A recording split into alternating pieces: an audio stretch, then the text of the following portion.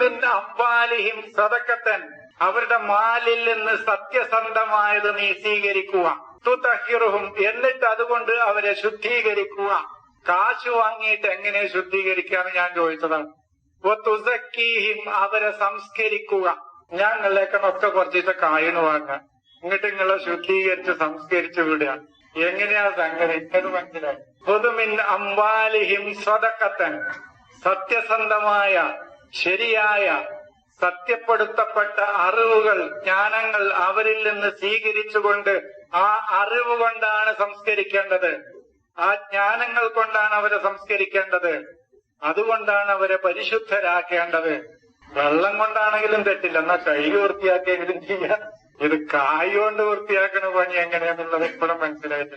അപ്പൊ ഇവരെന്താന്ന് പറയാന്നോ, ആ കായ് ചീത്ത കായാണ്, ആ കായിനെയാണ് ശുദ്ധീകരിക്കുന്നത്. ഇവരെല്ലാം അതിനൊക്കെ ന്യായങ്ങൾ എഴുതി വെച്ചിട്ടുണ്ട് ഇവര്. ഞാൻ ചോദിച്ചത് പറഞ്ഞതിന് അവരുടെ പൈസ മലിന പൈസയാണ്. സക്കാത്ത് കൊടുക്കാത്ത പൈസ മലിനമായ പൈസയാണ്, ചെളിയിൽ പോയതിന്റെ പൈസയാണ്. ആ പൈസ ശുദ്ധീകരിക്കാൻ വേണ്ടിട്ട് വല്ലേക്കും സക്കാത്ത് വാങ്ങാനാ പറയുന്നത്. ആയിക്കോട്ടെ, കുഴപ്പമൊന്നുമില്ല, ലാ മാനിയ, തടസ്സമൊന്നുമില്ല.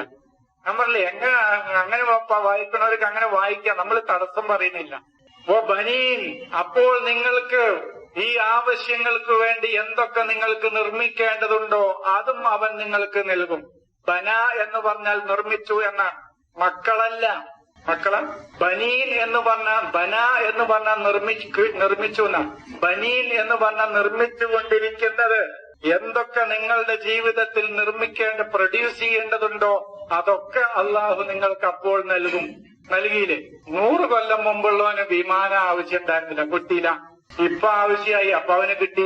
ഇപ്പൊ ബാനി എന്ന് പറഞ്ഞാൽ, ബാനി കുത്തുബ് മിനാർ, കുത്തുബുദ്ദീൻ ഐബക്ക് എന്ന് ഞങ്ങൾ കുട്ടികളെ പഠിപ്പിക്കും. കുത്തുബ് മിനാറിന്റെ ശില്പി കുത്തുബുദ്ദീൻ ഐബക്കാണ്.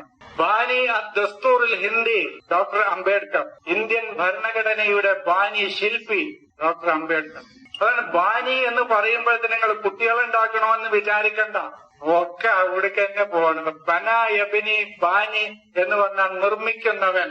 ബനീൻ, നിങ്ങൾ എന്തൊക്കെ നിർമ്മിക്കുന്നുവോ അതിനു വേണ്ടതൊക്കെ അള്ളാഹു നിങ്ങൾക്ക് നൽകും. അതാണ് ബനീൻ. മക്കൾ കുട്ടികളെ തരുന്നല്ല. മനസ്സിലായോ? ബനീൻ, നിങ്ങൾക്ക് എന്തൊക്കെ നിർമ്മിക്കേണ്ടതുണ്ടോ, എന്തൊക്കെ നിങ്ങൾക്ക് ഇവിടെ നിർമ്മിച്ചുണ്ടാക്കേണ്ടതുണ്ടോ, ഈ അറിവുകൾ കിട്ടുമ്പോൾ അത് നിങ്ങൾക്ക് അള്ളാഹു നൽകും. അതാണ് ബനീനും. യുംദിദുക്കും ബി അംവാലിൻ വ ബനീൻ.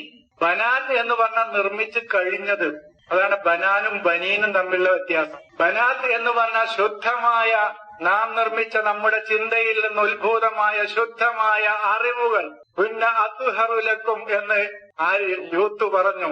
ഇതാ നിങ്ങൾക്ക് ശുദ്ധമായ ആശയങ്ങൾ, ഇതിനെ എടുത്തോളൂ എന്ന് ലൂത്ത് തന്റെ കൗമിനോട് പറഞ്ഞു. ഇതാ ശുദ്ധമായ പെൺകുട്ടികൾ ആരും തൊടാത്തത്, അതിനെ കൊണ്ടേ ഉപയോഗിച്ചോളിന്ന് പറയുന്നവർക്ക് ലാ മാനിയ, തടസ്സമില്ല, അങ്ങനെ മനസ്സിലാക്കാം. ബനാത്ത് എന്ന് പറഞ്ഞാൽ അവൻ നിർമ്മിച്ച, അവന്റെ ചിന്തയിൽ നിന്നും ബുദ്ധിയിൽ നിന്നും സൃഷ്ടിച്ചുണ്ടാക്കുന്ന, നിർമ്മിച്ചെടുക്കുന്ന ശുദ്ധമായ അറിവുകൾ.